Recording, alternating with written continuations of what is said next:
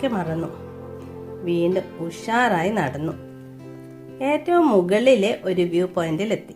അവിടുന്ന് നോക്കിയപ്പോൾ കണ്ട പ്രകൃതി ദൃശ്യം റിയലി വണ്ടർഫുൾ. പറഞ്ഞറിയിക്കാൻ പറ്റാത്ത അത്രയും മനോഹരം.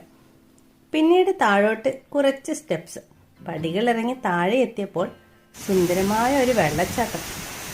വീണ്ടും കുറച്ച് പടികൾ കയറി മുകളിലെത്തിയപ്പോൾ മൊണാസ്ട്രി എത്തി.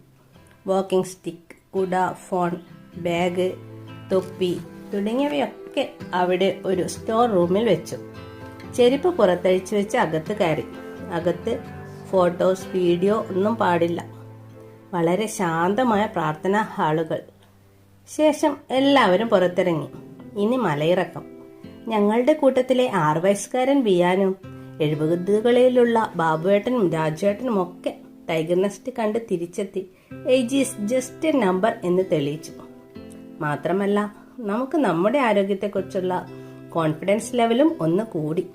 വളരെ നല്ല ഒരു ട്രെക്കിംഗ് അനുഭവമായിരുന്നു ഇത്. അടുത്ത ലക്ഷ്യം ഡോച്ചുല ചോർട്ടനാണ്. മലഞ്ചെരിവിലെ ഗ്രാമങ്ങളൊക്കെ കണ്ട് പ്രകൃതി സൗന്ദര്യം ആസ്വദിച്ചുകൊണ്ട് വീണ്ടും യാത്ര. കാണാൻ പോകുന്ന സ്ഥലങ്ങളെക്കുറിച്ച് സവാരി tour manager Rijin സുട്ടുവും Bhutani guide പീമയും വളരെ വിശദമായി പറഞ്ഞു തന്നു.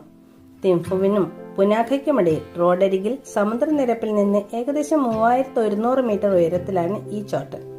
ചോർട്ടൻ എന്ന് പറഞ്ഞാൽ സ്തൂപങ്ങൾ. 2003 കലാപകാരികൾക്കെതിരായ സൈനിക നടപടിയിൽ മരിച്ച ഭൂട്ടാൻ സൈനികരോടുള്ള ബഹുമാനാർത്ഥം സമാധാനത്തിന്റെയും ഐക്യത്തിന്റെയും പ്രതീകമായി നിർമ്മിച്ച സ്മാരകമാണിത്.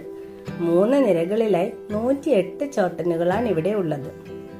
അടുത്ത ലക്ഷ്യം പുനാക്ക ഡിസോങ് ആണ്. മഹാനന്ദത്തിന്റെ കൊട്ടാരം എന്നും ഇത് അറിയപ്പെടുന്നു. ഫോച്ചു മോച്ചു നദികളുടെ സംഗമ സ്ഥാനത്താണ് ഈ കോട്ട സ്ഥിതി ചെയ്യുന്നത്.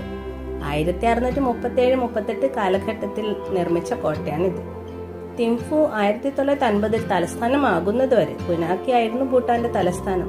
ഭൂട്ടാൻ രാജാക്കന്മാരുടെ കിരീടധാരണവും രാജകീയ വിവാഹങ്ങളും ഇവിടെയാണ് നടത്തുന്നത്. ഭൂട്ടാന്റെ മുഖ്യ മഠാധിപതി ശൈത്യകാലത്ത് ഇവിടെ താമസിക്കും. ഭൂട്ടാനിലെ ഏറ്റവും മനോഹരമായ സോങ്ങുകളിൽ ഒന്നാണിത്. വെള്ള പൂശിയ ഉയർന്ന ചുവരുകൾ, സങ്കീർണമായ കൊത്തുപണികളുള്ള മരജനാലകൾ, സ്വർണ്ണമേൽക്കൂരുള്ള ക്ഷേത്രങ്ങൾ ഒക്കെ ഇവിടെ കാണാം.